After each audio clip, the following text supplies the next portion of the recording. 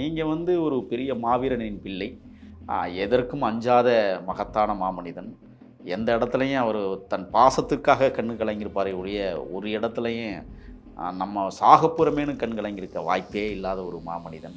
அந்த மாமனிதனுடைய குழந்தை இன்னொருத்தருக்காக கண் கலங்கி ஏன் அழணும்? அதுவும் ஒரு ஒரு ஒரு குற்றச்சாட்டின் பேர்ல விசாரணைக்கு போகிற இடத்துல வந்து இந்த குழந்தை ஏன் அழுகணும்? எல்லோருக்கும் உள்ள ஒரு கேள்வி என்னன்னா, அந்த மகத்தான மாவீரனுடைய புகழை ஒரு சில்லறை காசுக்காக போய் செலவழித்து விட்டாரோ வித்யாராணி அப்படிங்கிற வருத்தம் எங்களுக்கெல்லாம் இருக்கு. பெண்களை பெரிதும் மதிக்கக்கூடிய அந்த மாமனிதனுடைய மகள் பெண்கள் விஷயத்தில் சிக்கியிருக்கிற சீமானுக்காக போய் அந்த இரவுலையும் போய் 10 மணிக்கு மேலே போய் காவல்துறை மடக்கிருச்சு அப்படிங்கிறதுக்காக வந்து கதறி அழுகிற அந்த சம்பவத்தை நான் பார்க்கிற போது ஒரு மாவீரனின் பிள்ளை ஏன் இப்படி மண்டியிட்டு கிடக்கிறது? சீமான் வந்து பல்வேறு காலகட்டங்களில் பல்வேறு தம்பிகள் அடக்குமுறைகளுக்கு உள்ளானார்கள். எடுத்துக்காட்டு இன்னைக்கு உங்கள் கட்சியில் இருக்கிற நத்தம் சிவசங்கரன் மாநில கருத்தியல் பரப்பு செயலாளராக இருக்கிறவர், அங்கே இருக்கிற மலைகளை உடைக்கிற ஆதிக்கவாதிகளை எதிர்த்து சிறை போகிறார். அவரை போய் நீங்கள் சந்தித்து அவருக்காக ஒரு கூட்டத்தை நீங்கள் திரட்டலை, அவருக்காக ஒரு வாட்ஸ்அப்பில் குழு அமைச்சு தம்பியை விடுதலை செய்ய சொல்லணும் அப்படிங்கிறது போராடலைங்களா? விஜயலட்சுமி விவகாரத்தில் எனக்கு கூட வலசரவாக்கம் காவல்துறை அதிகாரி வந்து நீங்கள் வாங்க உங்கள்கிட்ட நாங்கள் சில கேள்விகள் கேட்கணும்னு சொன்னால் நான் போகலை. ஏன்னா சம்மன் இல்லாமல் நான் வர முடியாது அப்படிங்கிற ஒரு விஷயத்துக்காக நான் போகலை. ஆனால் இன்றைக்கி அதுவும் போச்சு. எனது மகள் வித்யாராணி அரசியல் கட்சி முடிவை மாற்ற வேண்டும். ஏனென்றால் உங்களுடைய தலைமை சரியானதாக இல்லை. உங்களுடைய நான் வித்யாராணிக்கு இன்னொரு சவாலையும் நான் சொல்கிறேன். ஒரு சித்தப்பா என்கிற ரீதியில் சொல்கிறேன். இதே சீமான் ஆளானப்பட்ட ராஜகுமாரியே தூக்கி உள்ளே கொண்டே வச்சு 108 நாட்கள் பூசை நடத்திய சம்பவங்களை நாம் மறந்து விட முடியாது. சீமான் ஒன்றும் வீரப்பனாருக்கு பெரிதல்ல, தூசி தட்டி தூக்கிட்டு வந்திருப்பார், உட்கார வச்சு வேலை செஞ்சுருப்பார். ஏண்டா யாரை ஏமாற்றுகிறாய், யாருக்காக நீ அரசியல் கட்சி தொடங்கியிருக்கிறாய் என்று கண்டிப்பாக கண்டித்திருப்பார் என்பது மாற்றம். சம்மர் ஹாலிடேஸ் வந்தாச்சு, நம்ம ஜிடி ஹாலிடேஸும் வந்தாச்சு. GT holidays, South India's number 1 travel brand.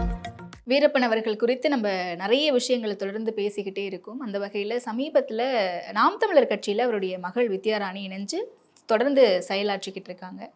And சீமான் அவர்கள் சம்மனுக்கு ஆஜராகும் போது அந்த காவல் நிலைய வாயிலில் அவங்க அழுது என்னை உள்ளே விட மாட்டாங்க அப்படின்னு கதறினது எல்லாமே மிகப்பெரிய அளவில் பேசப்பட்டுச்சு. அண்ட் அவங்க தொடர்ந்து நாம் தமிழர் கட்சியில் செயல்பட்டுக்கிட்டும் இருக்காங்க, பாஜகவிலேருந்து வெளியேறிங்க வந்து. ஸோ வித்யாராணி வீரப்பன் அவர்களுக்கு எந்த அளவுக்கு ஒரு இணக்கமான ஒரு மகளாக இருந்திருக்காங்க, அந்த உறவை பற்றி சொல்ல முடியுமா? ஓடத்தில தண்ணீர் செம்பருத்தி பன்னீர் ஓடம் போய் ஊரு சேருமா. ஊட்டி கோவை வானொலி நிலையத்தில் இந்த பாட்டு ஓடிச்சுன்னா போய் உட்காந்து தனியாக அழுதுகிட்டு இருப்பார். ஓகே, என்னண்ணா எதுக்குண்ணா அழுகிற அப்படின்னு கேட்போம். இல்லைப்பா, இந்த பாட்டு எனக்கு ரொம்ப மனசை வலிக்குது. எதுக்குண்ணே? இல்லை, மூத்தவ வயிற்றில் இருந்தா காட்டுக்குள்ளே வளக்காப்பு போட முடியல, ஊருக்கு அனுப்பிச்சிடலான்னு பார்த்தேன். முத்து தம்பி செங்கோட வந்து கூட்டிகிட்டு போவான்னு பார்த்துட்டு இருந்தேன், வரமாட்டேன்ட்டான். ஆற்ற தாட்டி சிகாபுரத்தில் கொண்டே விட்டுலான்னு தான் ஆசைப்பட்டேன். காட்டுக்குள்ள அவனால் நடக்க முடியல. எந்த நேரத்துலையும் குழந்தை பிறக்கலான்னு இருக்கிற அந்த நேரத்தில் சரி பூசாரிக்கு சொல்லி விடுவோம். பூசாரின்னா முத்துலட்சுமியோட அப்பா, மாமனுக்கு சொல்லி விட்டுடலான்னு சொல்லிவிட்டேன். அதாவது வீரப்பன் அவர்களுடைய மாமனார். போயிட்டு போகிறவங்க சொன்னாங்களா என்னன்னு தெரியல.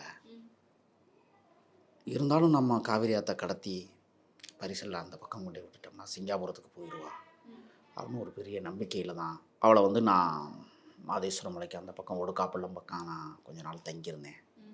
ஏன்னா அவனால் நடக்க முடியாதுல்ல அப்படின்னு சொல்லி கூட்டிகிட்டு வர்றாரு.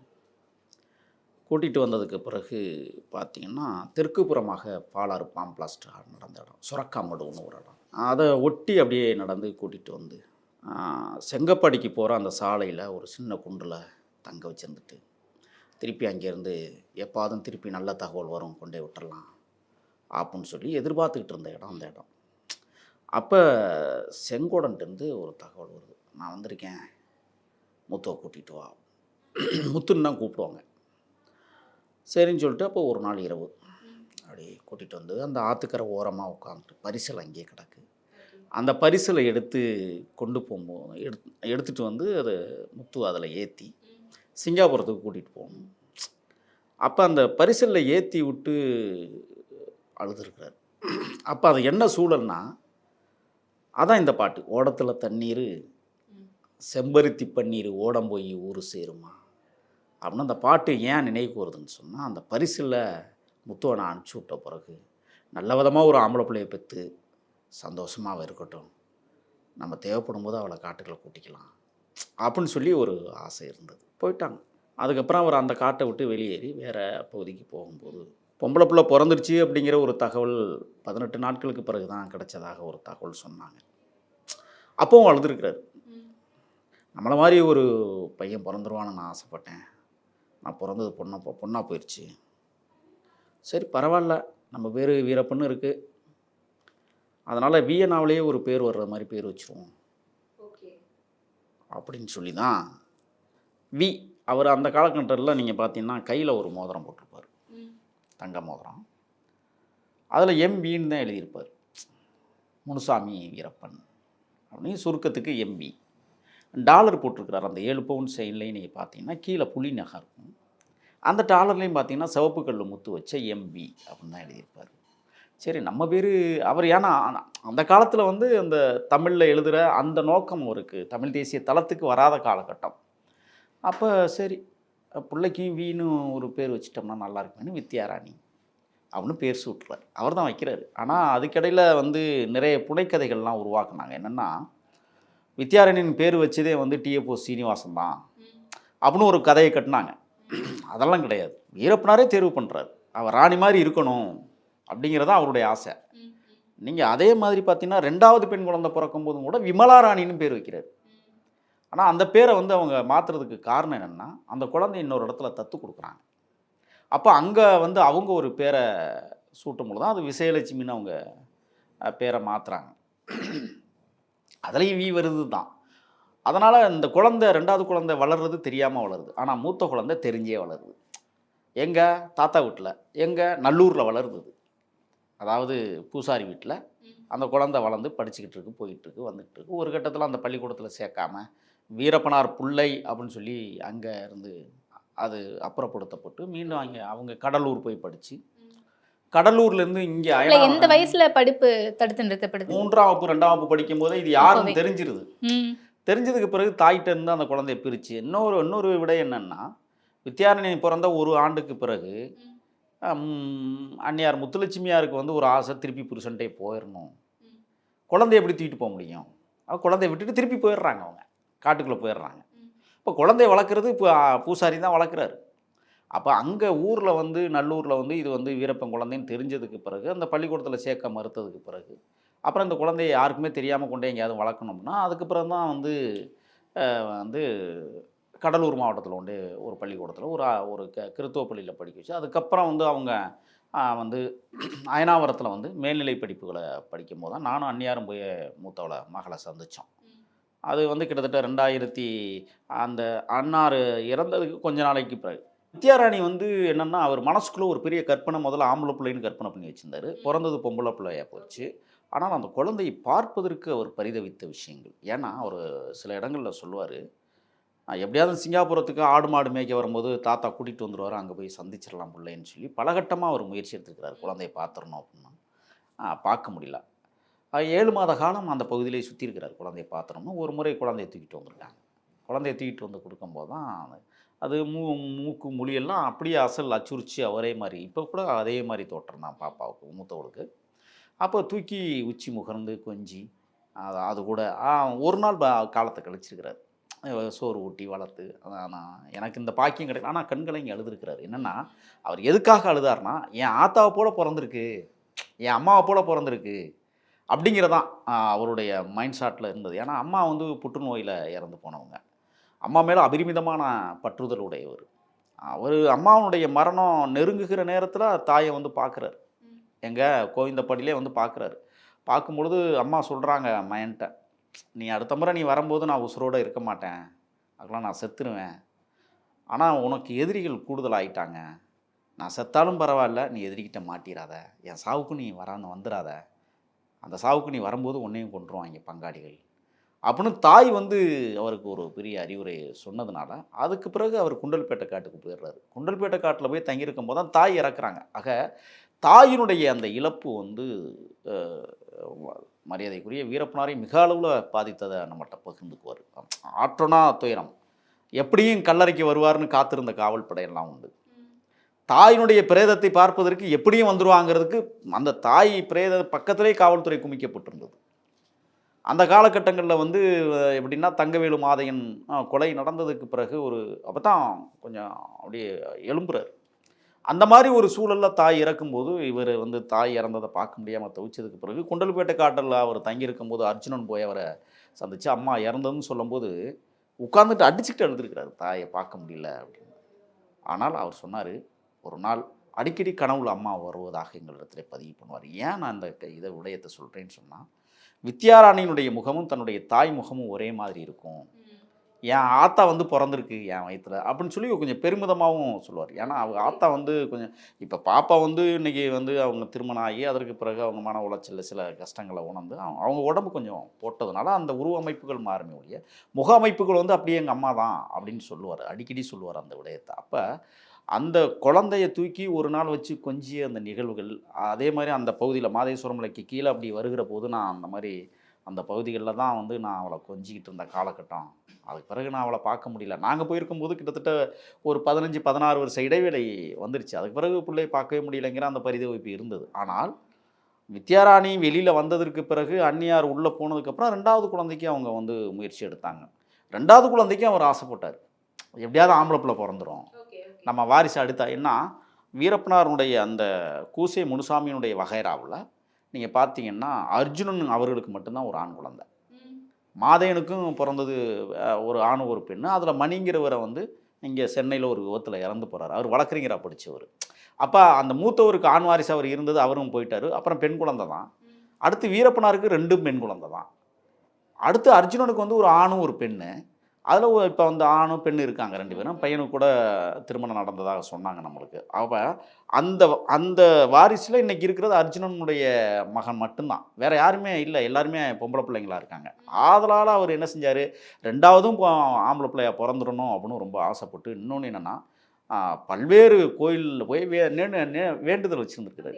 எனக்கு வந்து ஆம்பளை பிள்ளை பிறக்கணும் அப்படின்னு சொல்லி காட்டுகளுக்குள்ள இருக்கிற கோயில்களுக்கே அவர் எல்லா கோயிலையும் நேர்ந்திருக்கிறார். ஏன்னா அந்நியார் வந்து நிறை மாத கர்ப்பிணியாக இருக்கும்போது இதே சூழல் தான். மூத்த மகளுக்கு எப்படி சூழலோ அதே தான் சின்ன மகளுக்கும் ஒரு சூழலை வந்து என்னென்னா கொண்டே பிள்ளை பிறக்கட்டும் நல்ல விதமா அப்படின்னு சொல்லி அனுப்பிச்சி விட்றாங்க. பொதுவாக வித்யாராணி வந்து பிறந்தது பெண்ணாகரத்துலன்னு சொல்கிறாங்க. 2வது பொண்ணும் பெண்ணாகரத்தில் தான் பிறந்தது அப்படிங்கிற ஒரு தகவல் இருக்குது. அது சரியாக இல்லாமல் தருமபுரிக்கும் கூட்டிகிட்டு போனதாக அது அந்நியாருக்கு தான் வெளிச்சம். ஏன்னா அந்நியார் இன்னும் வாய் திறக்காமல் இருக்காங்க, இந்த விஷயங்கள்லாம் பேசாமல் இருக்கிறாங்க. ஏன் பேசாமல் இருக்கிறாங்க, அது ஒரு பெரிய வரலாறு. சில பேர் புத்தகம் எழுதியிருக்கிறாங்க, அந்த புத்தகத்தில் சில முரண்பட்ட கருத்துக்கள் இருப்பதாகவும் என்னிடத்துல சொன்னாங்க. நம்ம அந்த புத்தகங்களை படிக்கிறதில்ல. ஆனால் அவருடைய வாழ்க்கையில் நிறைய உண்மைகளை எந்த இடத்துலையும் போய் சொல்லாமல் உண்மை உதிர்த்துக்காங்க. ஆனால் அந்த குழந்தைகள் விஷயத்தில் சில இடங்களில் அவர் கண்ணு கலங்கி எழுதியிருக்கிறார். இதை விட அந்த 2வதும் பெண் குழந்தை பிறந்துருச்சுன்னு சொல்லி எழுதியிருக்கிறார், தனக்கு ஒரு ஆம்பளை பிள்ளை பிறக்கலையே அப்படின்ட்டு.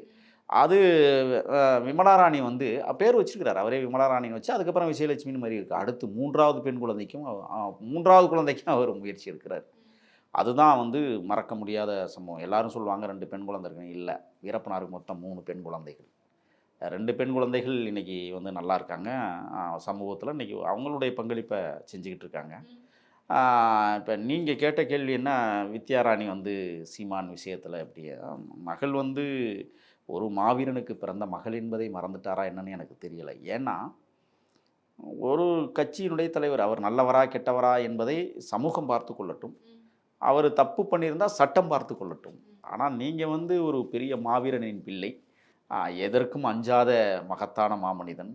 எந்த இடத்துலையும் அவர் தன் பாசத்திற்காக கண்ணு கலங்கியிருப்பாரே ஒழிய ஒரு இடத்துலையும் நம்ம சாகப்புறமேனு கண் கலங்கியிருக்க வாய்ப்பே இல்லாத ஒரு மாமனிதன்.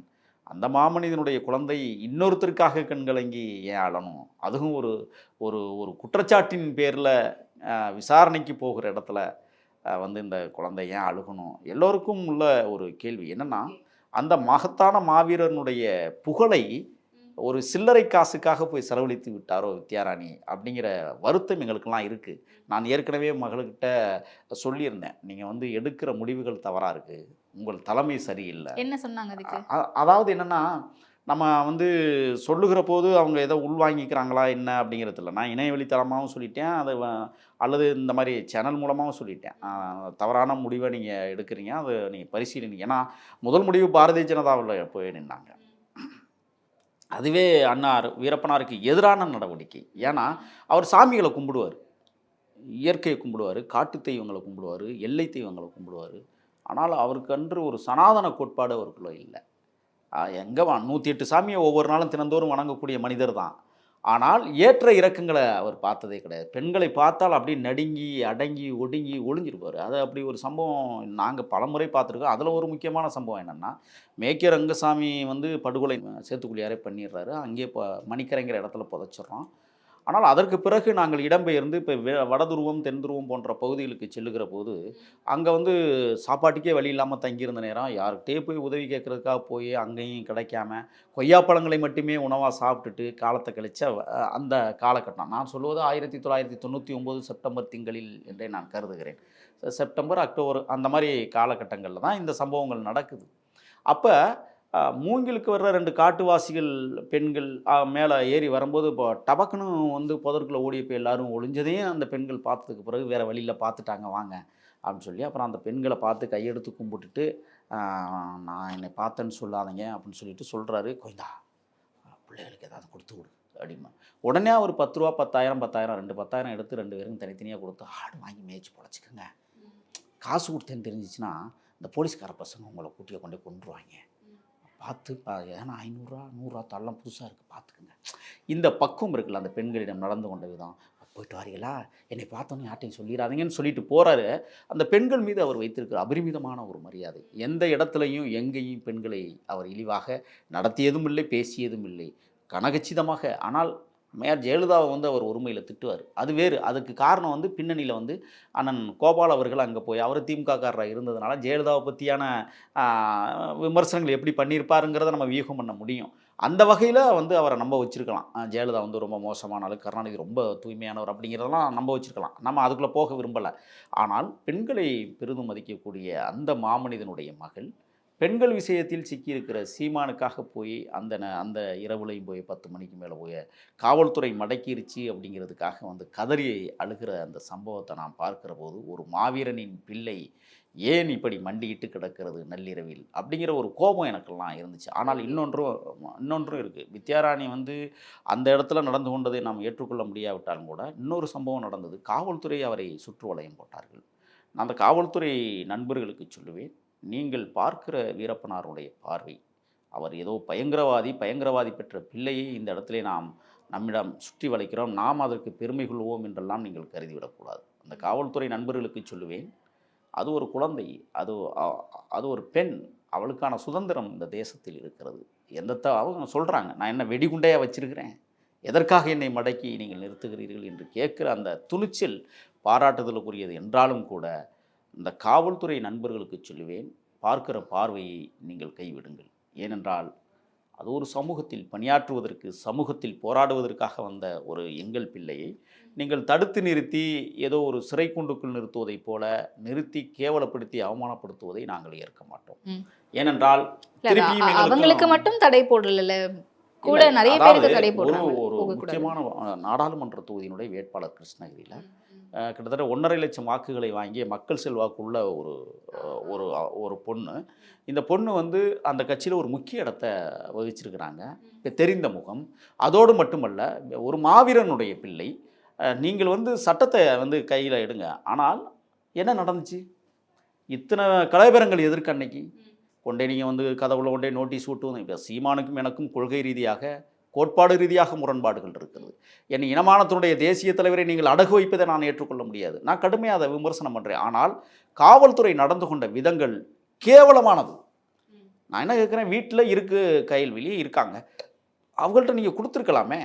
அதை கொடுக்க மறுத்து நீங்கள் போய் அந்த இதில் ஒட்டிட்டு வர்றது, அதற்கு பிறகு கைல்வெளி ஆடிய நாடகத்தையும் நாம் விமர்சனத்தை பண்ணி தான் ஆகணும். ஏன்னா கிழிச்சிக்கிட்டு எடுத்துகிட்டு வரச்சுன்னா அதில் வந்து மிகப்பெரிய ஒரு அடக்குமுறை இருக்கிறது. என்னென்னா, இன்னொருத்தர் நீங்கள் என்ன சொல்கிறது, உங்கள் வீட்டில் ஒட்டிட்டாங்க, நீங்களே போய் படிச்சுட்டு அது புகைப்படம் எடுத்துகிட்டு வந்திருக்கலாமே. அப்போ இன்னொருத்தனை நீங்கள் போய் கிழிச்சிக்கிட்டு வான்னு சொல்லுவதும், அவன் அக்குச்சுக்கா கிழிச்சு போட்டதும், நீங்கள் வந்து அதற்கு பிறகு ஒரு பேட்டியில் வந்து இல்லை நான் படிக்கிறதுக்காக கிழிச்சிட்டு வந்தேன்னு சொல்லி மக்களை ஏமாற்றுவதும் நாங்கள் ஏற்க மாட்டோம். ஏன்னா இந்த விஷயங்களில் அன்றைக்கு இரவு வலசரவாக்கம் காவல் நிலையத்தில் கிட்டத்தட்ட ஒரு 250-300 நாம் தமிழர் தம்பிகள், அதுவும் பிரபாகரன் பிள்ளைகள் அங்கே போய் நின்று சீமானை காப்பாற்றுறோம். நான் கேட்குறேன், சீமான் வந்து பல்வேறு காலகட்டங்களில் பல்வேறு தம்பிகள் அடக்குமுறைகளுக்கு உள்ளானார்கள். எடுத்துக்காட்டு இன்னைக்கு உங்கள் கட்சியில் இருக்கிற நத்தம் சிவசங்கரன் மாநில கருத்தியல் பரப்பு செயலாளராக இருக்கிறவர், அங்கே இருக்கிற மலைகளை உடைக்கிற ஆதிக்கவாதிகளை எதிர்த்து சிறை போகிறார். அவரை போய் நீங்கள் சந்தித்து அவருக்காக ஒரு கூட்டத்தை நீங்கள் திரட்டலை, அவருக்காக ஒரு வாட்ஸ்அப்பில் குழு அமைச்சு தம்பியை விடுதலை செய்ய சொல்லணும் அப்படிங்கிற போராடலை இல்லை. இன்னும் எண்ணற்ற இன்றைக்கி வந்து பார்த்தீங்கன்னா தென் சென்னையினுடைய மாவட்ட பொறுப்பாளர்கள் அந்த இளவல் புகழேந்தி போன்ற தோழர்கள் எல்லாம் சிறையிலே அடைக்கப்பட்டார்கள். இதைவிட IBL 2020 நடக்கும்போது நீங்கள் பார்த்தீங்கன்னா பெரியார் அன்பன் வந்து மத்திய சென்னையில் போராடினார். அங்கே உள்ளே வந்து கொடியை எடுத்துகிட்டு போய் நாம் தமிழர் கொடியை பறக்க விட்டார். அவர்கள் உள்ளிட்ட ஒரு 15 தம்பிகள் பிரபாகரன் பிள்ளைகள் சிறையில் அடைக்கப்பட்டார்கள். ஏன் அன்னைக்கெல்லாம் வாட்ஸ்அப் குழுவில் நீங்கள் வந்து இந்த மாதிரி நம் தம்பிகள் சிறை போகிறார்கள், வாருங்கள் தோழர்களே உடைப்போம், அப்புறம் நான் மண்டியிடாத மானம், அப்புறம் இதெல்லாம் என்ன வசனம் அது? ஆக நீங்கள் செய்த பிள்ளைகளுக்காக நீங்கள் கட்சி ஆரம்பிக்கிறதுக்கு முன்னாடி நாங்கள் கூட இருந்தோம். நான், அண்ணன் முத்துக்குமார் போன்றவர்கள்லாம் கட்சி தொடக்க காலத்திலிருந்து பணியாற்றியவர்கள். 2009 பிற்பகுதியிலிருந்து நாங்கள் களமாடியவர்கள். அப்போ நீங்கள் வந்து 2009க்கு முன்னாடி நீங்கள் செய்த பிள்ளைகளை அரசியல் கட்சி தொடங்கியதற்கு பிறகு அதை நீள வைத்தது ஒரு ஆளுமை அல்ல. ஒன்று. ரெண்டாவது இன்னொரு செய்தி என்னென்னா, நீங்கள் இவ்வளவு காலம் தொட்டு வந்ததற்கு பிறகும் கூட இந்த வழக்கை நீடிக்க வேண்டிய அவசியம் என்ன இருக்குது? நீங்கள் காம்ப்ரமைஸ்லாம் போயிருக்கலாம். இன்றைக்கி உச்சநீதிமன்றம் மிகப்பெரிய கொட்டு வச்சுருக்குல்ல, போய் பேச்சுவார்த்தை நடத்துங்கன்னு சொல்லியிருக்குல்ல. இத்தனைக்கும் விஜயலட்சுமியுடைய வழக்கறிஞர்கள் யாருமே போகாமல் உங்களுடைய வழக்கறிஞர் மட்டுமே பேசுகிற அளவிற்கு உச்சநீதிமன்றம் ஒரு விஷயத்தை சொல்லியிருக்குல்ல. நான் அதுக்குள்ளெல்லாம் போக விரும்பலை. ஆனால் அன்றைக்கு வலசரவாக்கம் காவல் நிலையத்திற்கு முன்னால் 250-300 நாம் தமிழர் தம்பிகளை கொண்டு வந்து நிறுத்தி ஒரு பெரிய அதுக்கு 300 துறையினரை வந்து குவித்து அதற்கான அரசு செலவு எவ்வளவு நேர விரயம், ஏன் இப்படியெல்லாம் செய்கிறார்கள்? கடைசி என்னாச்சு? இப்போ உயர்நீதிமன்றத்தினுடைய ஆணையை நிறுத்துங்கள் என்று உச்சநீதிமன்றம் சொல்கிற அளவிற்கு வந்திருக்கிற இன்னொரு செய்தியை உங்கள்கிட்ட நான் சொல்லிட்டு போனேன். விஜயலட்சுமி விவகாரத்தில் எனக்கு கூட வலசரவாக்கம் காவல்துறை அதிகாரி வந்து நீங்கள் வாங்க, உங்கள்கிட்ட நாங்கள் சில கேள்விகள் கேட்கணும்னு சொன்னால் நான் போகலை. ஏன்னா சம்மன் இல்லாமல் நான் வர முடியாது அப்படிங்கிற ஒரு விஷயத்துக்காக நான் போகலை. ஆனால் இன்றைக்கி அதுவும் போச்சு. ஏன்னா உச்சநீதிமன்றம் எல்லாத்துக்குமே ஒரு முற்றுப்புள்ளி வைத்தது. ஆக அன்றைக்கு இரவு என்னுடைய மகள் வித்யாராணி நடந்து கொண்டு அவள் அங்கே வந்து காவல்துறையோடு அவரும் அதில் ஒரு வார்த்தை சொல்கிறாங்க, நான் ஆணாக இருந்திருந்தால் நடக்கிறதே வேறங்கிற அந்த திமிர் பாராட்டுதலுக்குரியது. காரணம் அவ்வளவு சுற்று வளையம் போட்டுக்கிட்டு அவங்கள எங்கேயுமே நகல விடாமல் அந்த ஒரு மயக்கமான அதை சில அதிகாரி வந்து உட்காருங்கன்னு சொல்கிறாங்க. என்னத்துக்கு நீங்கள் தடுக்கிறீங்க? என்ன காவல் நிலையத்தில் கொண்டு போய் குண்டு வச்சு வெடிக்க வச்சுருவாங்களா வலசரவாக்கம் காவல் நிலையத்தை? அப்போ நீங்கள் இந்த அடக்குமுறைகளை நீங்கள் ஏவுவது என்பது ஏற்புடையதல்ல. எனது மகள் வித்யாராணி அரசியல் கட்சி முடிவை மாற்ற வேண்டும். ஏனென்றால் உங்களுடைய தலைமை சரியானதாக இல்லை. உங்களுடைய நான் வித்யாராணிக்கு இன்னொரு சவாலையும் நான் சொல்கிறேன், ஒரு சித்தப்பா என்கிற ரீதியில் சொல்கிறேன். இதே சீமான் மேட்டூரில் இருந்து குளத்தூருக்கு இதுவரை இந்த அரசியல் கட்சி தொடங்கியதற்கு பிறகு 11 முறை போயிருக்கிறார். ஆனால் ஒரு முறை கூட நம்மளுடைய அன்னார், நம்மளுடைய எல்லை காத்த போர் மறவர், அவருடைய கல்லறை நீங்கள் செல்லுகிற அந்த சாலையிலிருந்து ஒரு கிலோமீட்டர் கூட இருக்காது. ஏன் இதுவரை வீரப்பனார் கல்லறைக்கு சீமான் ஒரு மாலை அணிவித்து மரியாதை செலுத்தவில்லை? இதை மகள் உணர வேண்டும். மகள் என்ன சொல்கிறாங்க, எங்கள் அப்பாவுடைய கொள்கை பேசுவதற்கு இந்த நாட்டில் யாரும் இல்லை, நான் தொடர்ந்து பேசி கொண்டிருப்போம். இல்லை, அந்த ஸ்டாண்டர்ட் இருக்குல்ல. இன்னைக்கு நாம் தமிழர் கட்சியில் இணைஞ்சிருக்காங்க, அங்கே நின்று அத்தனை காவலாளிகள் தடுத்து நிறுத்தும் போது அந்த இடத்துல அழுகிறாங்க ஒரு வீரனுடைய மகள் அப்படின்னு நீங்கள் வருத்தம் தெரிவிக்கிறீங்க. இந்த இடத்துல இந்நேரம் வீரப்பன் அவர்கள் உயிரோடு இருந்திருந்தா அவங்களை அந்த நிலைமைக்கு விட்டுருப்பாரா? இல்லை, பொதுவாக அரசியல் கட்சிக்கு அவங்க அரசியல் அதுதான் கேட்குறேன். ஏன்னா அன்னார் வந்து எல்லா அரசியல் கட்சியும் புறக்கணித்தவர். எனக்கு தெரியும் 96களில் அவர் சன் தொலைக்காட்சியிற்காக நக்கீரன் எடுத்த பிரத்யேக பேட்டியில் கூட கருணாநிதியையும் வசைப்பாடுகிறார், ஜெயலலிதாவையும் வசைப்பாடுகிறார். ஆனால் இன்னொரு பேட்டியில் கருணாநிதியையும் வாழ்த்துகிறார், ஜெயலலிதாவையும் வாழ்த்துகிறார், அண்ணன் ஐயா ராமதாஸையும் வாழ்த்துகிறார். அப்படி இருக்குது அவர் ஒரு அரசியல். ஏன்னா அந்த காலகட்டம் வந்து அவர் பொது மன்னிப்பு என்கிற விஷயத்திற்கு வருகிற காரணத்தால் இந்த அரசியல் தலைவர்கள் எல்லாம் புகழ்ந்தார். ஆனால் காட்டுக்குள் எங்களை வைத்துக்கொண்டு அவர் வசைப்பாடுவது என்பது கேட்பதற்கே அந்த வார்த்தைகள் முடியாது. அவ்வளோ அவசியமாக எடுத்த உடனே. அப்போ இன்னைக்கு தங்கை வந்து நாம் தமிழர் கட்சியை தேர்வு செய்திருக்கிற ஒருவேளை அன்னார் உயிரோடு இருந்திருந்தால் நாம் தமிழர் கட்சியை பறந்திருக்காது. ஏனென்றால் அண்ணன் முத்துக்குமார் தான் அந்த இயக்கத்தை தொடங்குகிறார். அவர்தான் வந்து ஒருங்கிணைக்கிறார். அவர் யார்? வீரப்பனாருடைய முக்கிய தளபதிகளின் முதன்மை தளபதியாக இருந்தவர். முத்துக்குமார் யார்? ஈழ மண்ணில் தேசிய தலைவருக்கு பாதுகாப்பாளனாக இருந்தவர். அப்போ அவர் வந்து ஒரு இயக்கத்தை ஆரம்பிக்கிறார். எப்போ? அன்னார் இறந்ததுக்கு பிறகு. அண்ணா 2004 தான் இறக்குறாங்க. எல்லாரும் சொல்லுவாங்க 18/10/2004 அன்னார் இயற்கையினார். முட்டாள்கள். காவல்துறை அறிவித்த நாளை எப்படி நாம் ஏற்றுக்கொள்வது? 17ஆம் தேதியே அண்ணன் இந்த உலகத்தை விட்டு நம்மை விட்டு பிரிந்திருக்கிறார். ஆகையால் அக்டோபர் 17 தான் இந்த மண்ணில் அன்னார் விதைக்கப்பட்டிருக்கிறார் என்பதுதான் உண்மை. அக்டோபர் 17 தான் அவர் இந்த உலகத்தை விட்டு உயிர் பிரிந்திருக்கிறது. 2004. ஆமாம், 17 தான் நாம் கொண்டாட வேண்டிய நாளை ஒழிய வீரப்பனாருடைய துணைவியார் முத்துலட்சுமி அண்ணியார் கூட 18 போய் கொண்டாடிக்கிட்டு இருக்கிறார் தற்குறித்தனமாக. அது ஏற்புடையதல்ல. 17ஆம் தேதி அண்ணன் இந்த உலகத்தை விட்டு போயிட்டாங்க. அப்படிங்கும்போது 17 தான் கொண்டாடணும். ஏன் இதெல்லாம் நான் அடுக்குகிறேன் என்றால், வீரப்பனாருடைய கனவுகள் தமிழ்நாடை தனிநாடாக பிரித்து இந்த மக்களுக்கு தேவையான உதவிகளை செய்ய வேண்டும் என்பதை ஆழமாக அழுத்தமாக எண்ணியிருந்தார். தமிழ்நாட்டினுடைய கடன்களை அடைப்பதற்கு மேற்கு தொடர்ச்சி மலை காடுகளுக்குள் இருக்கிற பட்டுப்போன மரங்களை எடுத்து விற்றாலே இந்த கடனை அடைத்து விடலாம் என்று யோசித்தவர். இங்கே விளையக்கூடிய கருவேப்பிலைகளையும், இங்கே விளையக்கூடிய நெல்லிக்கனிகளையும், இங்கே விளையக்கூடிய மாங்கனிகளையும், கலாக்காய்களையும் விற்றாலே தமிழ்நாட்டினுடைய கடன் அடைஞ்சுவோம். அவ்வளவு விளையுதைங்க. நாவல் பழங்கள் சீசனில் கொட்டி கிடக்கு, டன் கணக்கில் கொட்டும். ஆக அவர் யோசித்தது என்ன? காடுகளில் விளையக்கூடிய பொருள்களை எடுத்து கடனை அடைப்பதற்கு ஒரு வாய்ப்பை தாருங்கள் என்று நானும் முதலமைச்சர் ஆவேன்கிற ஒரு கனவோடு தான் வாழ்ந்தார். அந்த மாபெரும் மகத்தான தலைவனுடைய பிள்ளை இந்த கட்சியில் இன்னைக்கு இணைந்து கொண்டு, அதுவும் தமிழர்களுக்கு நேர் எதிரான இயக்கமாக இருக்கிற நாம் தமிழர்கள் இணைந்து கொண்டு, குறிப்பாக ஏன் இதை நான் சொல்லுகிறேன் என்றால், என் இனமானத்தினுடைய தேசிய தலைவனையும் என் இனமானத்தினுடைய புலனாய்வு பிரிவு தலைவரையும் அவதூறாக பேசியதை நீங்களும் கேட்டிருப்பீர்கள், நானும் பலமுறை கேட்டிருக்கிறேன். ஆக ஒரு இயக்கத்தை நிர்மூலமாக்குவதற்கு தமிழ்நாட்டில் ஒரு இயக்கம் நடத்துகிறார் சீமான் என்றால் அவரை எப்படி நாம் ஏற்றுக்கொள்வது?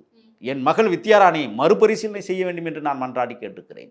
ஏன்னா அன்னார் வீரப்பனார் இருந்திருந்தால், நீங்கள் இந்த இயக்கம் இன்றைக்கு இருக்குமேயானால், அவர் உயிரோடு இருந்திருந்தால் நிலைமையே வேறு.